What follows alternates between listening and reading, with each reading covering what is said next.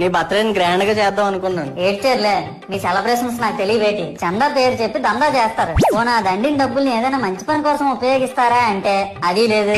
పైగా నా విగ్రహాన్ని కొనడానికి పెళ్లి సంబంధాల్లో పిల్లని చూడడానికి వెళ్ళినట్టు పొలవమను 10 మంది వెళ్తారు. అందులో ఒకడికి ఆ బొమ్మ నచ్చిందని, ఇంకోటికి ఈ బొమ్మ నచ్చిందని. నా కర్మ ఏంటంటే అక్కడ ఉన్నవన్నీ నా బొమ్మలే. మళ్ళీ తీరా 10 మందికి ఒక బొమ్మ నచ్చాక నా మొహానికి ముసుగేసి వ్యాన్ ఎక్కిస్తారు. ఆ వ్యాన్ డ్రైవర్ గాడు నేనున్నానని కూడా చూడకుండా ఏదో ఆలోచించుకుంటూ డ్రైవ్ చేస్తా గతకల్లో గబ్బి గుబ్బి మన తీసి నా కాల్లో చెయ్యి ఎరగొట్టేస్తాడు. 9 రాత్రులు గడిపాక సరేలే సాయంత్రం అనిపిస్తారులే అని కాలు మీద కాలు వేసుకుని కూర్చుంటే అప్పుడు మొదలవుతాదిరా నా నిమజ్జనం. వ్యాన్ ముందు 90 వేసి నాగిని డాన్స్ చేస్తారు.